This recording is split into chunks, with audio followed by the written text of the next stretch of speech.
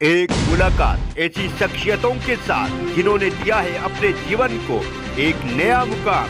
रूबरू कराएंगे ऐसी कुछ हस्तियों के साथ एक खास शख्सियत के साथ मुलाकात। जयदेव पटेल के साथ नंबर 1 इंडिया न्यूज पर रात। नमस्कार दोस्तों, मैं जयदेव पटेल, आपका एक बार फिर स्वागत है एक खास शख्सियत के साथ मुलाकात प्रोग्राम में। आज हमारे साथ खास मेहमान है भारतीय मजदूर संघ के महासचिव विनय कुमार सिन्हा। विनय कुमार सिन्हा जी, आपका बहुत बहुत स्वागत है आज के हमारे प्रोग्राम में। धन्यवाद। विनय कुमार जी, आपसे मेरा पहला सवाल है कि देश भर में आयुक्त कारखानों में स्ट्राइक नहीं हो, इसके लिए सरकार एक अध्यादेश लेकर आई है जिसमें हड़ताल को गैर कानूनी बताया गया है। इस पर आप लोगों को क्या प्रमुख आपत्ति है? आप लोगों के द्वारा प्रधानमंत्री को एक पत्र भी लिखा गया है, इसके बारे में उस पत्र में क्या कुछ लिखा है आप लोगों ने? देखिए, सरकार ने यह आदेश के खिलाफ लाया है। ये अगर right to association, right to protest, ये हमारे ट्रेड यूनियन एक्ट में आईडी के प्रोविजंस हैं और बाजाबते ये पार्लियामेंट से गारंटेड हैं। और अगर सरकार इस तरह से करती है तो ये उचित नहीं है। ये लोकतंत्र के ख्याल से ये बिल्कुल लोकतंत्र के विरुद्ध है। या सरकार को ऐसा नहीं करना।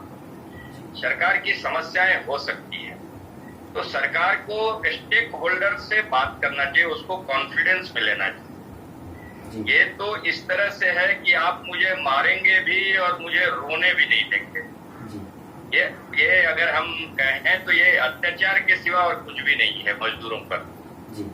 इसलिए हमने सरकार से मांग किया है। मैं इसके पहले भी प्रधानमंत्री जी को के माध्यम से आग्रह किया था कि आप एक बार स्टेक होल्डर से आप बात करें। भारतीय मजदूर संघ का यह मानना है कि न तो कोई इंडस्ट्री बिना मजदूर कर सकता है, न मजदूर बिना इंडस्ट्री का सरवाइव कर सकता है। इसलिए गवर्नमेंट का ये फर्ज बनता है कि दोनों को बैलेंस करना।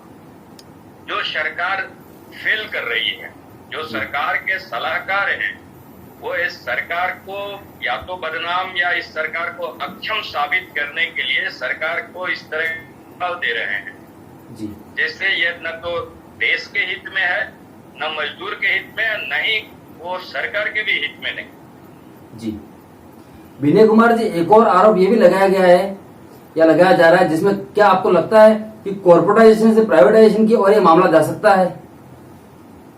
बिल्कुल, कॉर्पोरेटाइजेशन जो है स्टेपिंग स्टोन टू प्राइवेटाइजेशन है। और खास करके ये ऑर्डिनेंस के मामले में ये प्राइवेटाइजेशन से देश का सुरक्षा जुड़ा हुआ है।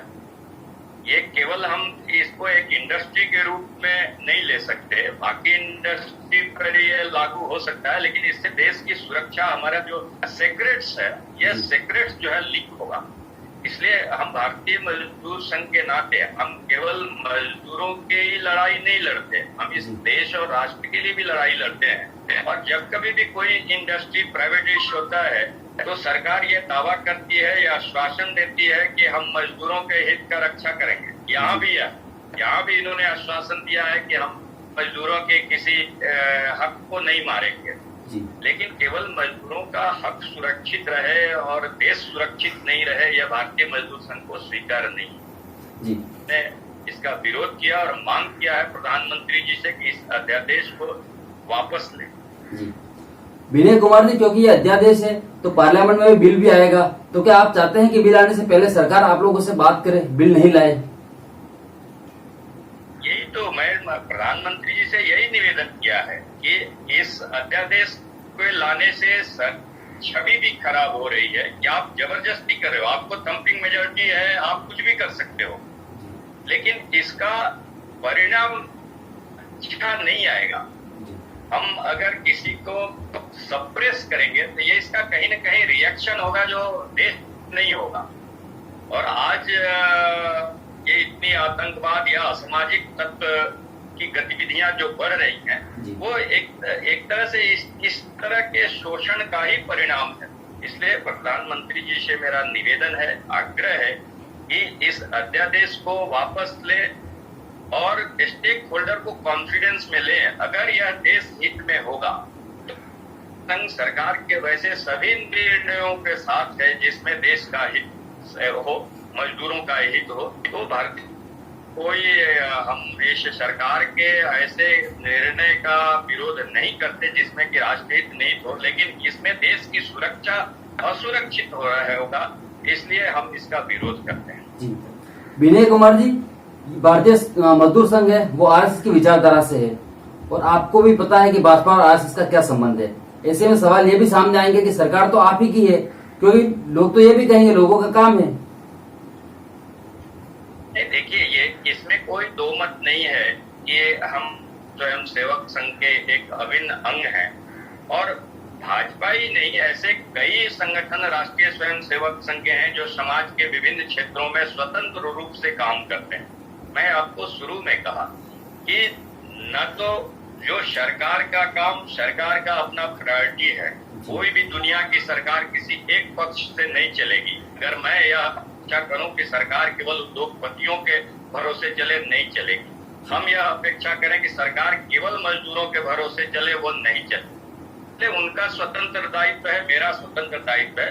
सरकार के अच्छे कदमों का हम सराहना भी करते हैं, लेकिन सरकार अगर हमारे विरुद्ध, देश के विरुद्ध कोई अगर कदम उठाती है तो मैं भरपूर उसकी विरोध करता हूं और इसमें ये कहीं भी आड़े नहीं आता कि हम वो राष्ट्रीय स्वयं सेवक संघ से हैं और मैं राष्ट्रीय स्वयं सेवक संघ से। ऐसे हमारे कई संगठन सेवक संघ की हैं, सबकी अपनी स्वतंत्र अस्मिता है, स्वतंत्र रूप से वो काम करते हैं। विनय कुमार जी, आपसे मेरा आखिरी सवाल है कि इन केस अगर सरकार फैसला आपके पक्ष में नहीं आता है सरकार का, तो ऐसे में आगे आप लोगों का क्या प्लान रहेगा?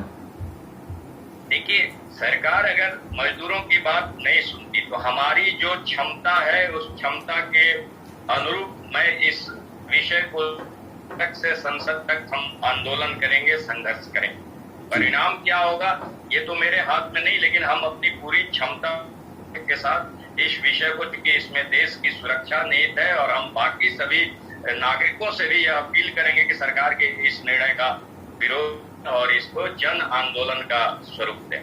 जी विनय कुमार जी, आपने समय दिया उसके लिए आपका बहुत बहुत धन्यवाद।